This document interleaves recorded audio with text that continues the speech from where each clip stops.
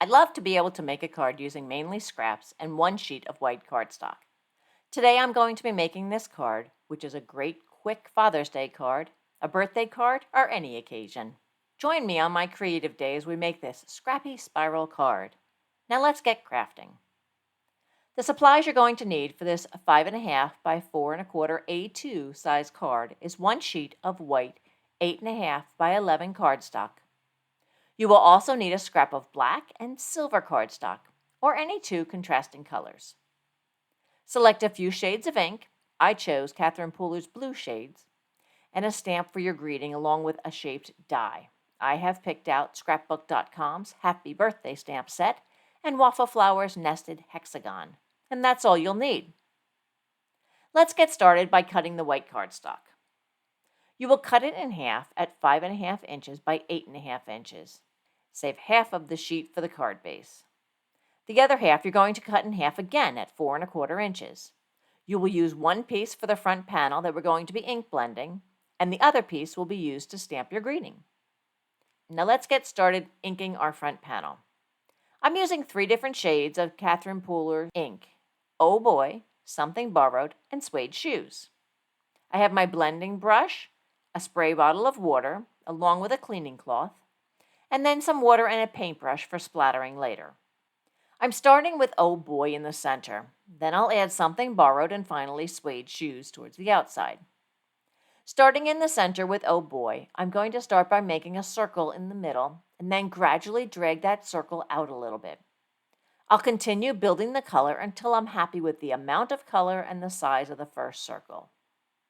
When blending the colors, I'm not perfect, but I know that as long as I have a spotlight in the center that gets darker as it goes out, it will look great. Once I have enough of the Oh Boy, I'm going to spray down my cleaning cloth and then just rub off any excess ink that's on my blending brush. The next color is Something Borrowed. With this color, I'm going to start on the side and make small circles going around the light blue circle. Now you'll notice that some of the ink has some pretty harsh lines. I'm not worrying about that because I'm just going to continue blending until the colors smooth out. And as I blend, I'm going towards the outer edges of the front panel and also towards the center where the light blue color is. Blending both ways will help the colors to transition better and even out more. The final color is Suede Shoes. With Suede Shoes, I'm going to start in the corners, then I'm going to blend towards the medium blue color of Something Borrowed. Now when blending in, I'm starting off of the mat and then I'm bringing the color onto the paper. I'll focus on the corners and then bring it around the top of the paper.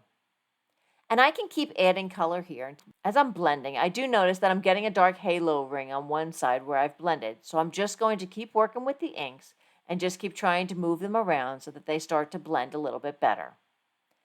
Just add colors till you get it looking however you'd like it.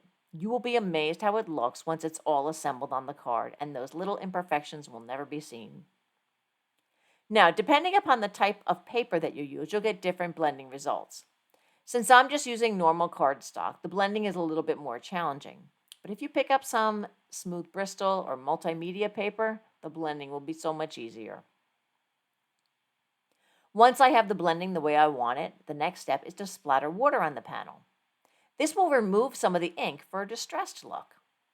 Now when splattering with water, I always make sure to blot my water often so I can see the effect it makes before I add more water.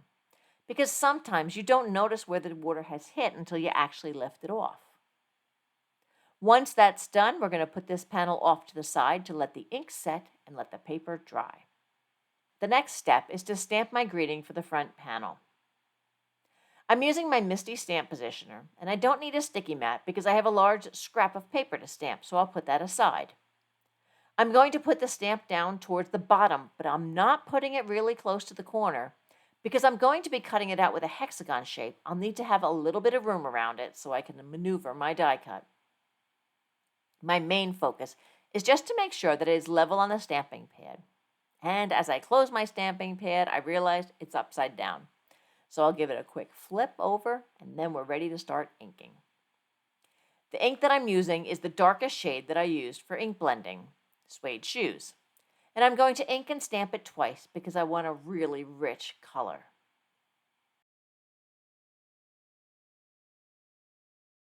Next, I'm ready to cut my hexagon shapes from the stamped images, the silver cardstock, and the black cardstock.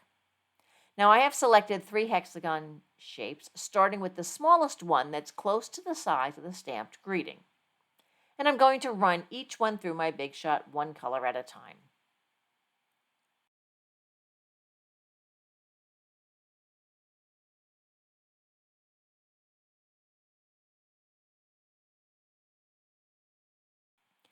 Once I'm done with the black paper, I'm going to use the scrap from the die cut paper to cut lines that will swirl around the hexagon shape. I'm lining up the die cut scrap paper onto my paper cutter so that the cutting line starts right at the edge of the die cut. I'm going to make cuts that are 1/4 of an inch wide, and I'm just going to continue along the angle from the original die cut that I made. This is going to give me the exact angle that I need to use from these pieces of paper around our die cut greeting. I'll rotate the scrap and then cut some more from another one of the angles on the paper.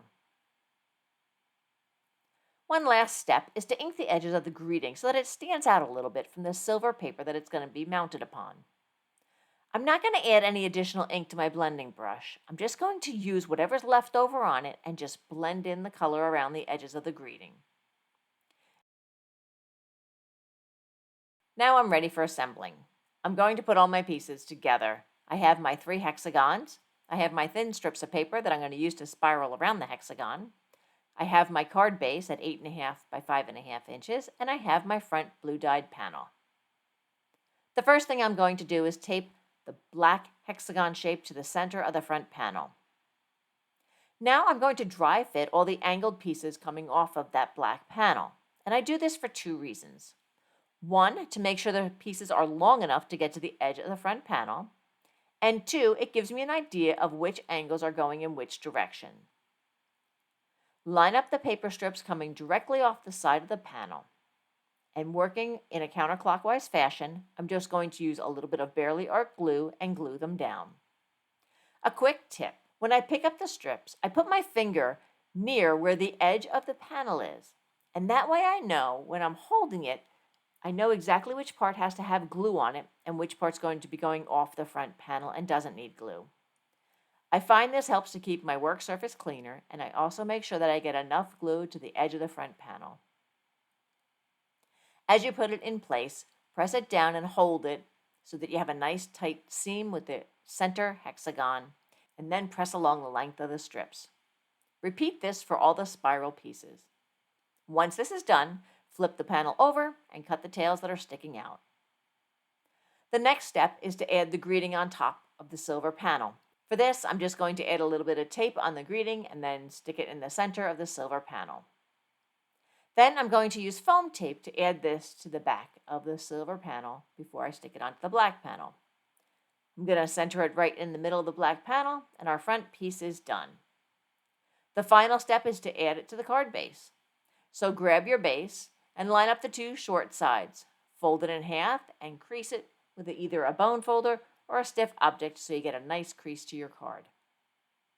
Lay the front panel onto the card, and our card is done.